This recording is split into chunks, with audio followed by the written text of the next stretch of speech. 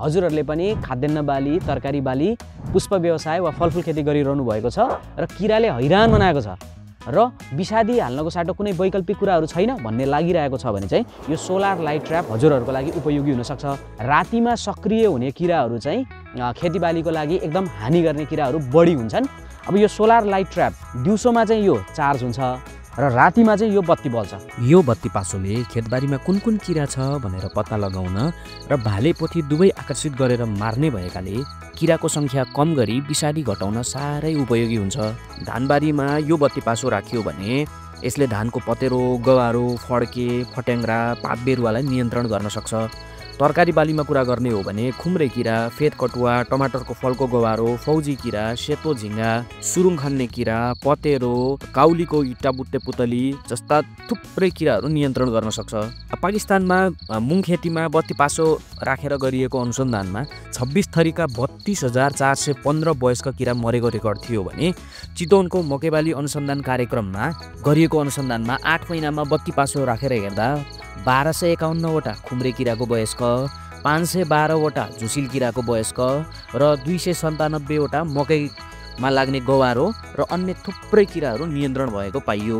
चाइनाको एउटा अनुसन्धानको कुरा गर्ने हो भने धान खेतीमा यो लाइट ट्र्याप मात्रै प्रयोग गरेर 100% किरा रोकेको पनि अनुसन्धान हामीले देख्न सक्छौँ। हामीले पनि धानमा यो मोहनी पासो हालेर हेरेका थियौँ र धानमा गवारोको लागि चाहिँ कुनै पनि विषादी छर्नु भएन र यो जुन इकोनोमिक थ्रेसहोल्ड लेभल 10% भन्दा तल नै रह्यो गवारो किरा र क्षति अलिअलि त भएको थियो तर विषादी नै हाल्नुपर्ने अवस्था रहेन र विषादी नहाल्दा पनि धानको उत्पादन राम्रो नै भयो। के परेको रहेछ त बा त्यहाँ?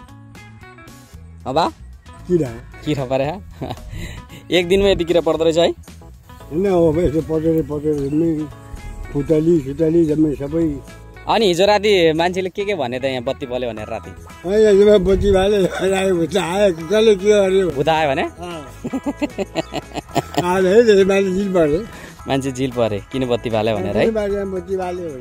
अनि यो फेरि आफै बन्द हुँदो रहेछ, बन्द गर्न देख्नु भयो त मलाई? आफै बन्द हुन्छ क्या, 4 घन्टा चल्छ अनि आफै बन्द हुन्छ। बत्ती पासोले कसरी काम गर्छ त भन्दा रातिमा सक्रिय हुने किरा बत्तीमा आकर्षित हुन्छ र तल पानीमा परेर मर्छ।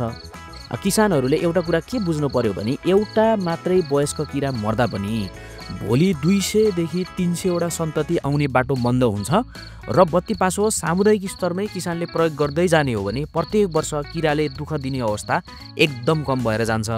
यो सोलर बत्ती पासो फिट गर्न पनि साह्रै सजिलो छ। पहिले यसरी यो भिडियोमा देखाएको जसरी फिट गर्ने अनि भाँडोमा पानी राख्ने अनि थोरै तेल वा साबुनको झोल माथिबाट हालिदिने र स्विच अन गर्ने।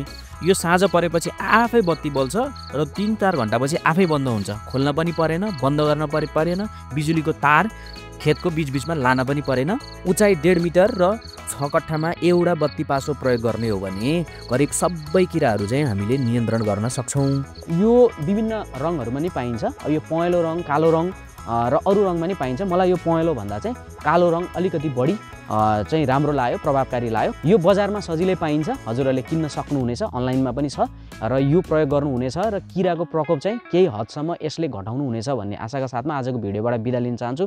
हस्त नमस्कार।